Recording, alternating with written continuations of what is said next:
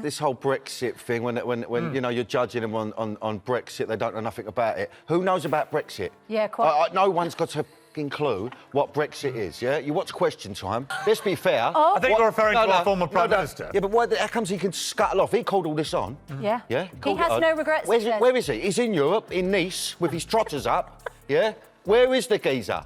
It's comedy. Were you no clearer when Jeremy Corbyn explained No, I got the Labour's clue. policy? No one knows what it is. It's like this mad riddle that no one knows what it is, right? So what's happened to that twat David Cameron who called it on? Did you catch the moment Danny Dyer called out Keir Starmer on live TV? It's the confrontation everyone's talking about, and for good reason. Dyer didn't hold back, exposing the disconnect between Labour's promises and the reality faced by working-class Brits. You won't believe what he said about the housing crisis and Starmer's vague rhetoric. Before we move on, I'd like to ask you a small favor. If you appreciate this content, please take a second to like this video and subscribe to the channel. Over 98% of you watch the videos without subscribing. It costs you nothing, but it makes a huge difference to us. So did you click the subscribe button? Great, thank you so much. Now, back to the video. Danny Dyer's transformation from EastEnders heartthrob to political firebrand has caught many off guard, but for those paying attention, it's been a long time coming. Dyer, known for his cockney charm and no-nonsense attitude, has been growing increasingly frustrated with the state of UK politics. Or about Brexit on Good Evening Britain,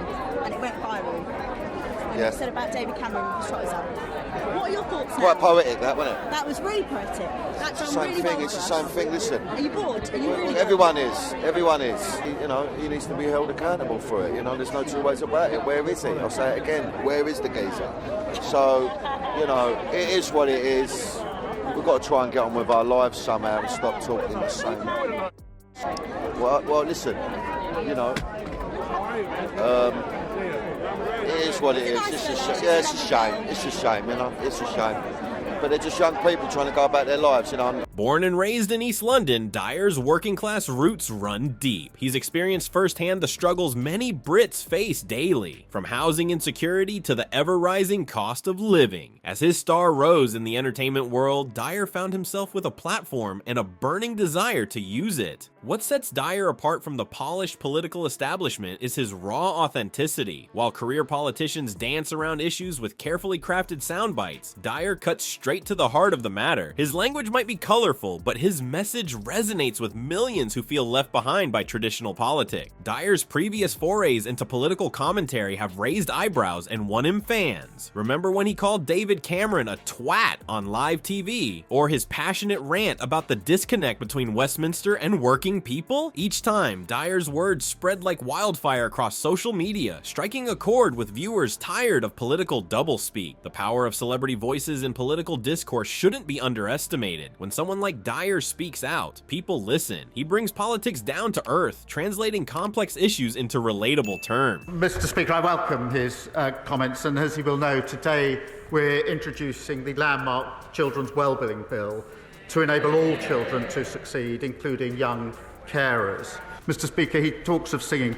There was carols outside our front door on Monday, and my family was surprised to see the Honourable Gentleman, Right Honourable Gentleman, shamelessly. The hard truth is, for many young carers and young adult carers, actually love is not enough. These amazing young people need real action to help them with the challenges they face. Critics might dismiss him as just another actor with an opinion, but his influence is undeniable. As frustration with Keir Starmer's leadership of the Labour Party grew, many wondered if Dyer would weigh in. The actor had previously expressed hope for Starmer, seeing him as a potential champion for working people, but as promises seemed to fade and policies shifted, Dyer's patience wore thin. The decision to confront Starmer on live TV wasn't made lightly. Dyer knew the risks, being dismissed, ridiculed, or worse, but his conviction that someone needed to speak up for the average Brit outweighed any personal concern. As the cameras prepared to roll, tension built. Would Dyer's gamble pay off, or would he be shut down by Starmer's political experience? The stage was set for a showdown that would have people talking for days. As Dyer squared up to Starmer, viewers held their breath, knowing they were about to witness something extraordinary. In a moment that left viewers stunned, Danny Dyer confronted Keir Starmer with a directness rarely seen in political interviews. The studio atmosphere crackled with tension as Dyer, known for his candid delivery, faced off against the Labour leader. leader. This wasn't just another celebrity appearance. It was a working-class hero demanding answers from a politician many felt had lost touch with reality.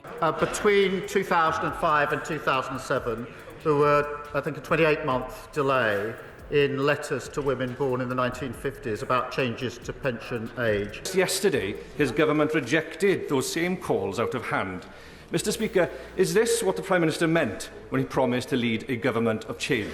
That was unacceptable, and it was right that the government apologised for that.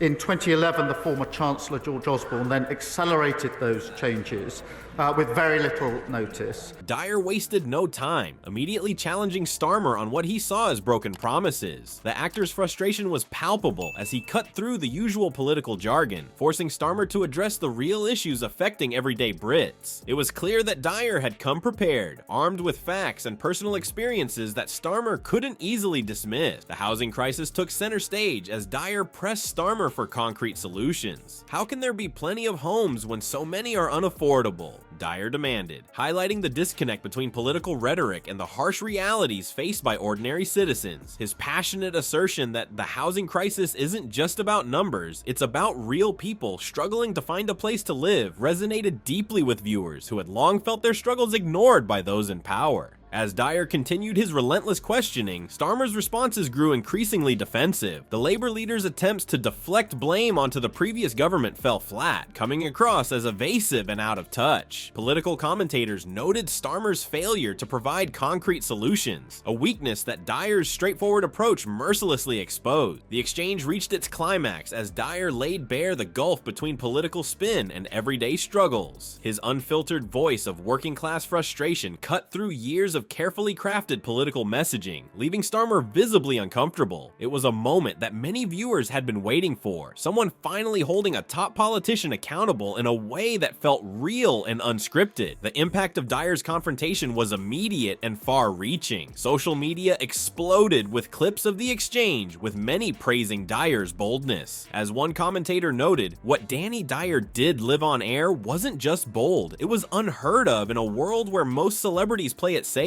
The interview had not only exposed Starmer's weaknesses, but had also reignited a conversation about authentic voices in politics. As the dust settled, it was clear that this wasn't just another viral moment. Dyer had tapped into a deep well of public frustration, leaving many to wonder, could this be the beginning of a new era in political discourse? Danny Dyer's confrontation with Keir Starmer marks a pivotal moment in British political discourse. It's not just about a celebrity calling out a politician, it's a raw expression of working-class frustration breaking through the polished veneer of politics. Dyer's no-nonsense approach exposed the gap between Labour's promises and the harsh realities faced by many Brits. This moment underscores a growing demand for authenticity in politics. People are tired of carefully crafted soundbites and vague assurances. They want leaders who can speak to their struggles in real terms, not just during election seasons, but consistently. Dyer's boldness might inspire other public figures to engage more actively in political discussions, potentially reshaping the landscape of UK politics. As we reflect on this confrontation, we're left wondering, will this spark a new era of accountability in British politics? Or will the establishment find ways to silence these authentic voices? The answer may well determine the future of political engagement in the UK.